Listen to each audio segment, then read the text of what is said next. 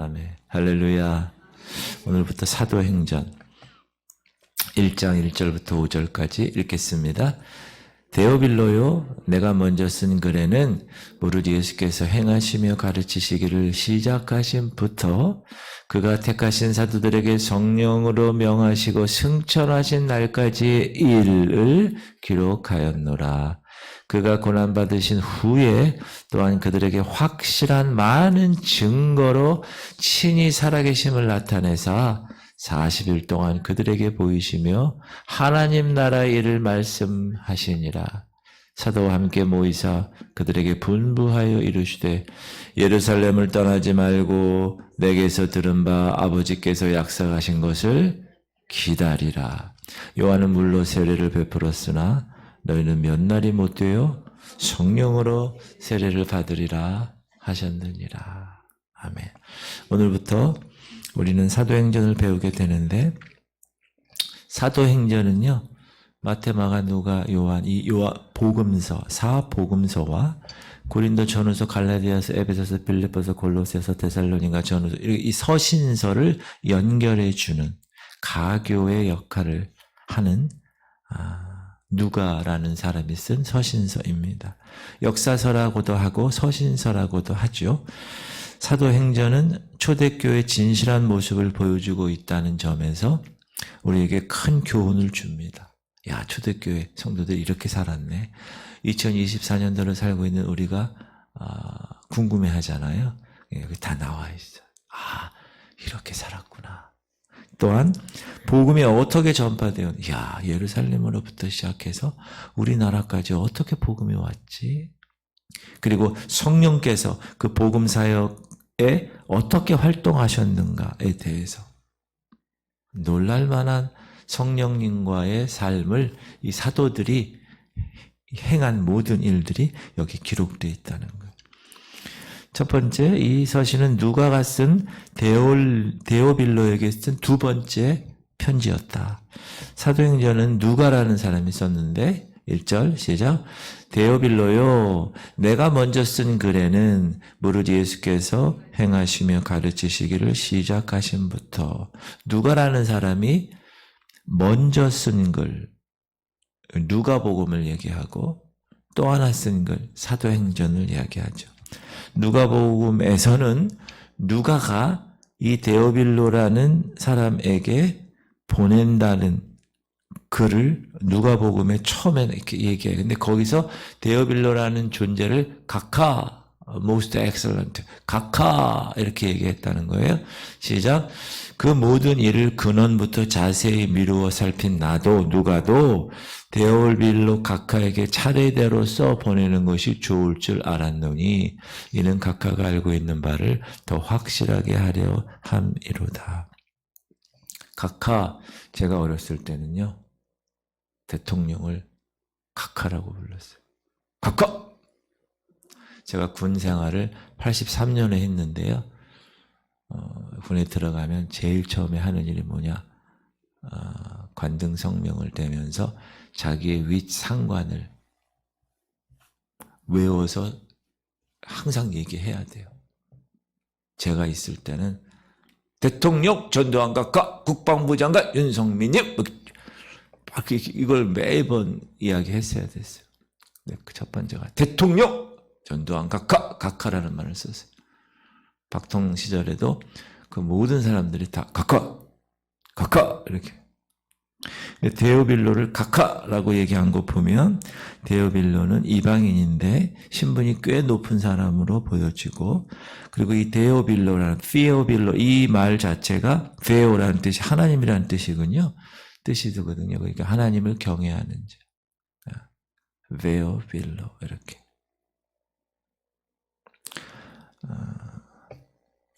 피어도르 루즈벨트 대통령이라는 사람이 있어요. 루즈벨트 대통령 이름이 피어도르라는, 그래서 그걸 짧게 테드라고 그래요. 테드. 제 영어 이름이 테드입니다.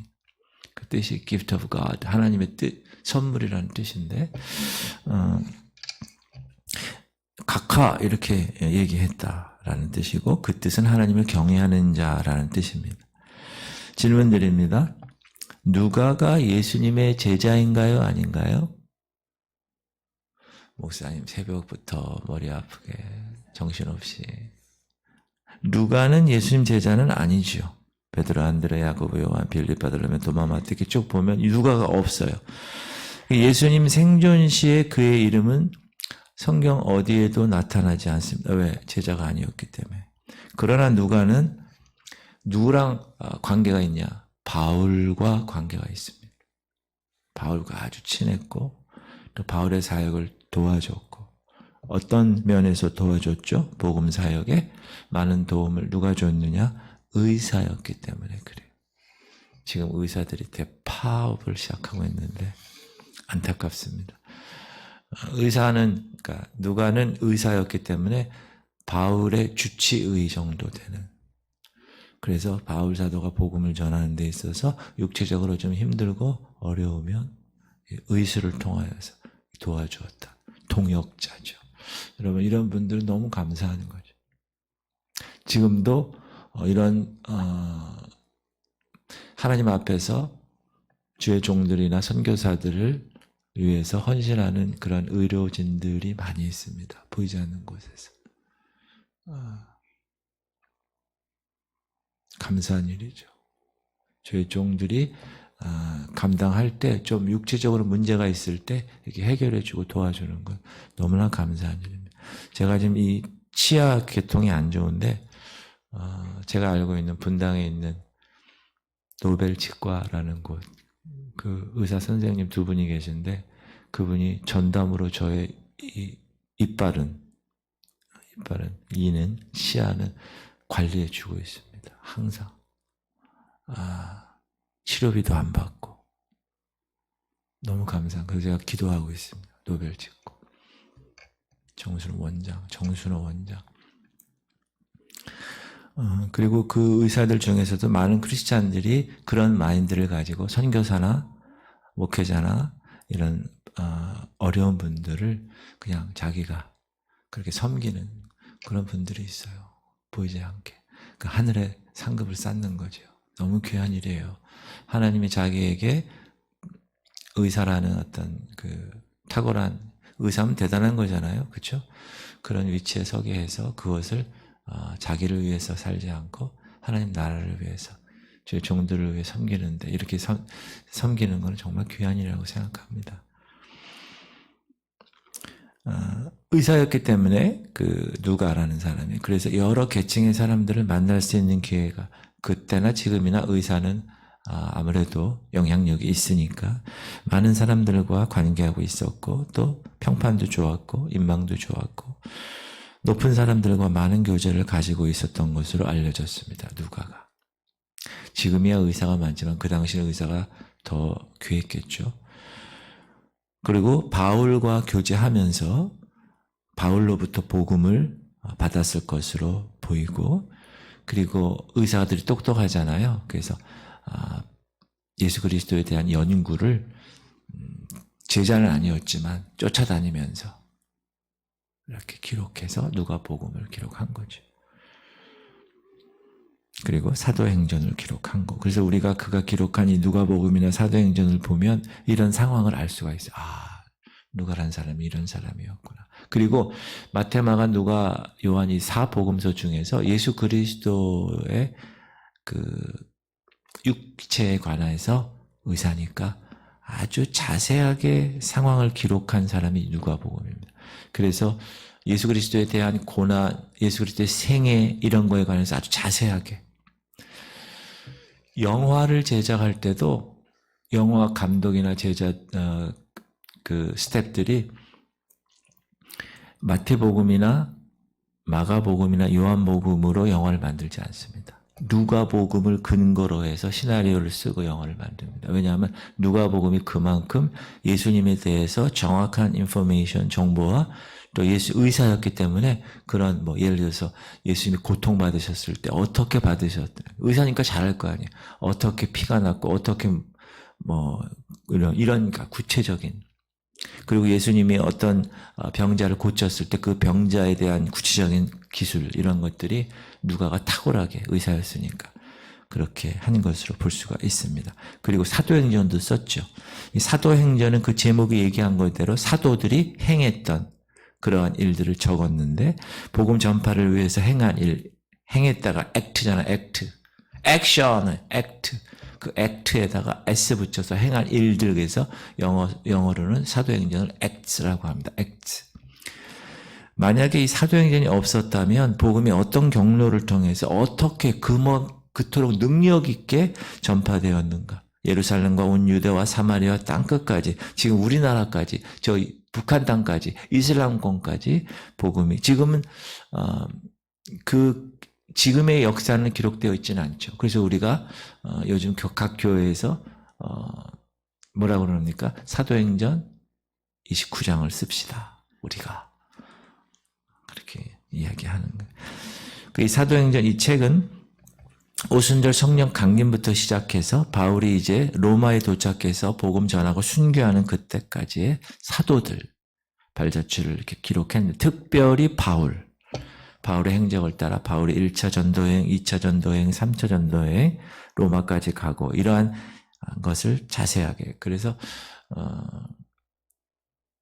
거의 바울과 함께 살았던, 감옥에 있으면 감옥에 면회 가가지고 감옥에서 쓴 옥중서신이 있잖아요. 사도 바울이.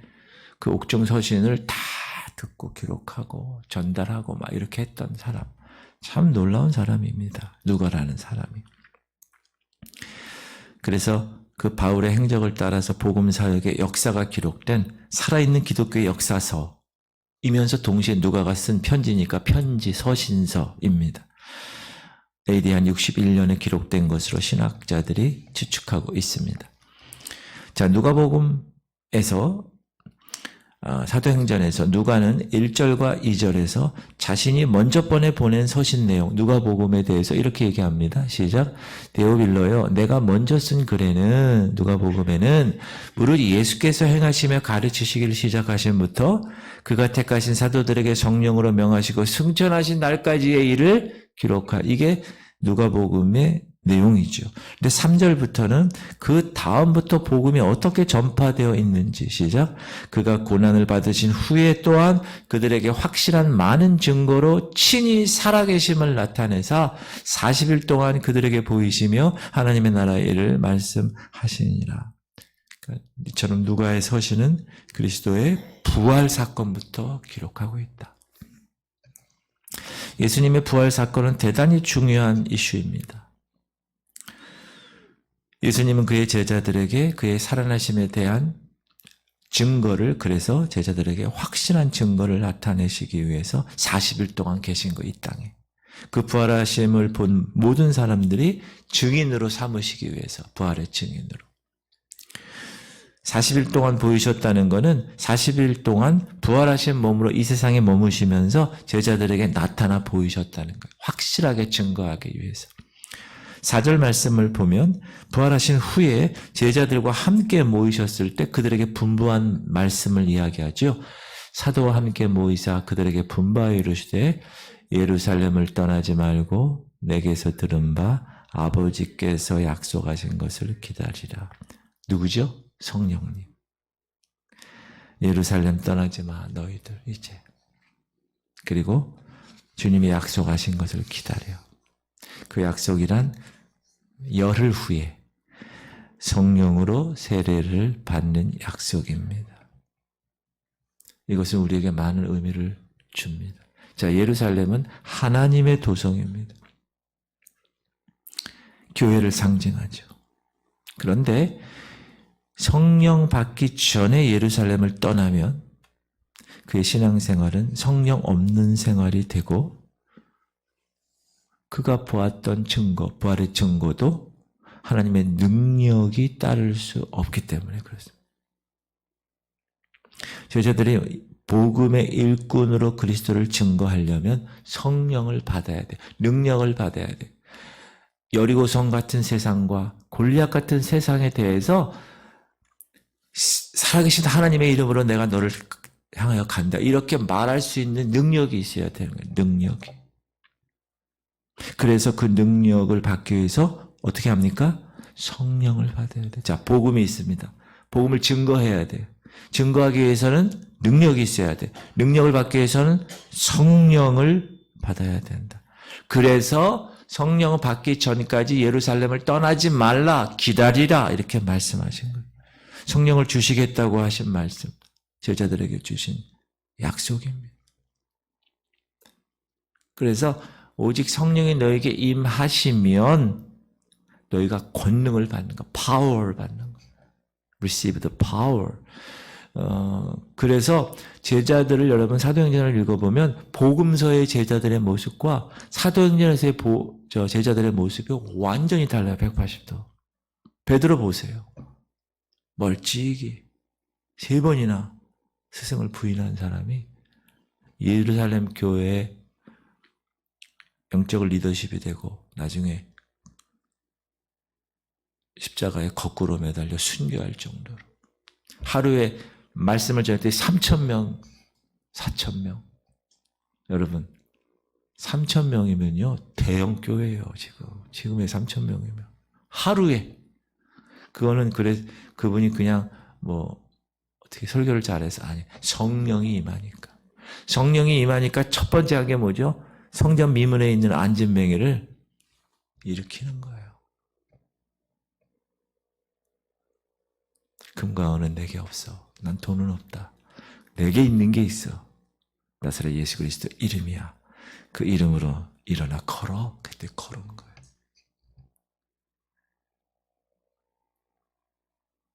그런데 요즘은 금과 은은 있어요. 돈은 많아, 교회가. 목사들도 아주 돈도 많아. 그런데 나사렛 예수 이름의 권능이 없어요. 그래서 우리가 목회자들 먼저 회개하고 성령 충만하기를 기도하죠. 기다리라 그런 거예요. 그리고 내가 아버지께로 가면 분명히 약속했어요. 보혜사 성령. Another counselor. 또 다른 보혜사를 보내겠다는 거예요. 예수님이. 그래서 성령 시대가 개막된 거고 지금도 성령 시대. 그걸 교회 시대라고 얘기하는데 그 공동체를 통해서 그 성령을 선물로 받는 겁니다.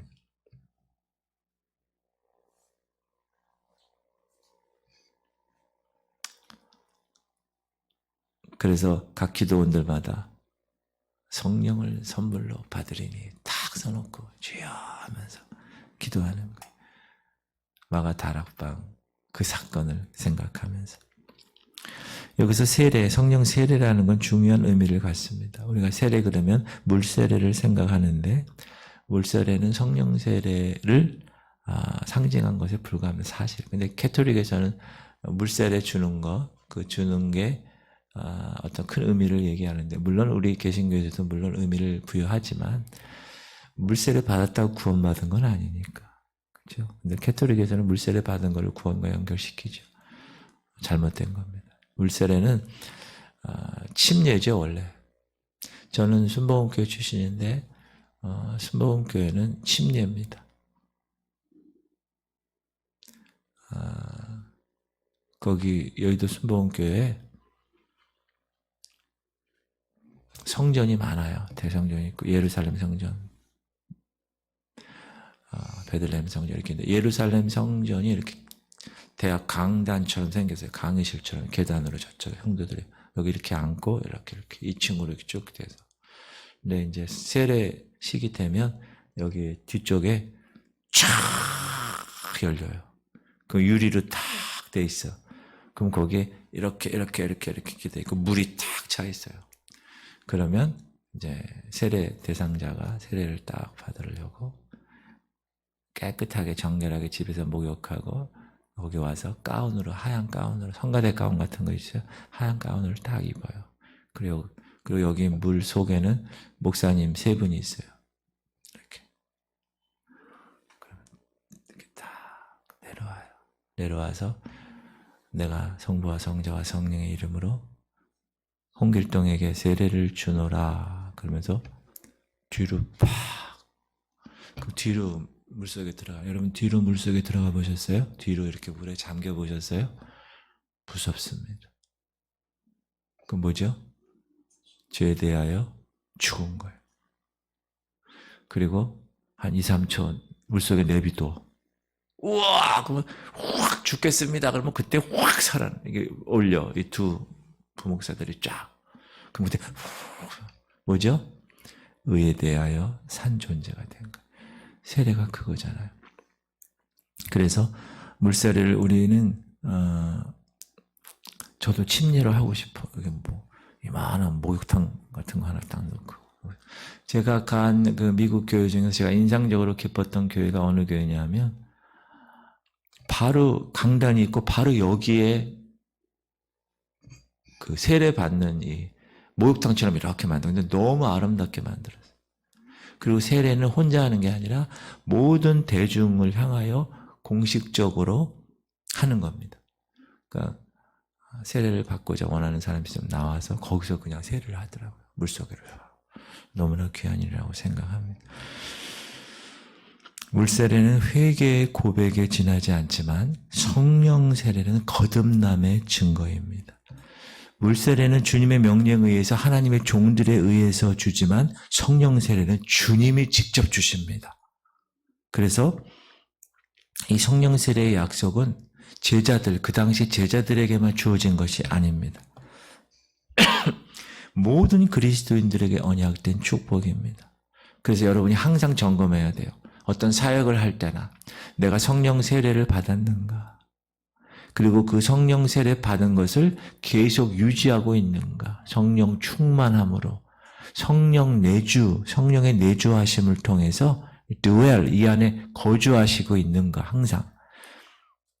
그래서 그 능력으로 목사가 목회를 하고 그 능력으로 성도들이 이 철옹성 같은 세상을 향하여서 싸워 나가는 영적 전쟁을 그렇게 할 수 있는 겁니다. 그렇지 않으면 힘듭니다.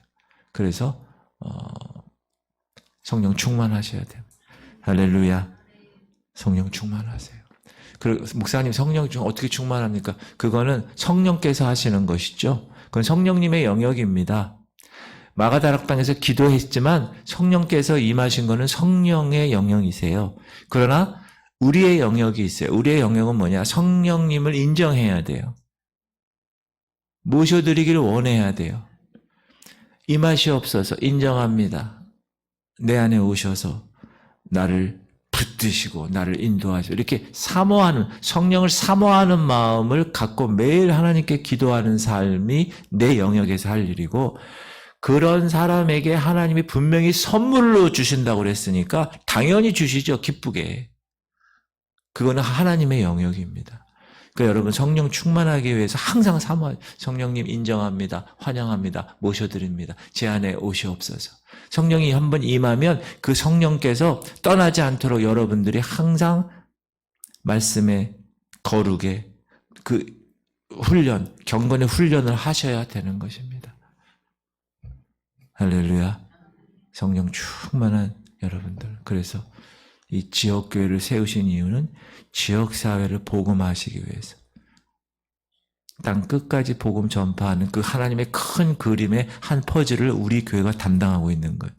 전도대 상자를 넣고 열심히 그러기 위해서 성령 충만하시기 바랍니다. 목사부터 시작해서 성령 만땅. 주유소 가면 기름, 요즘은 셀프로 넣지만 옛날에는 기름 어떻게 넣어드릴까요? 만땅!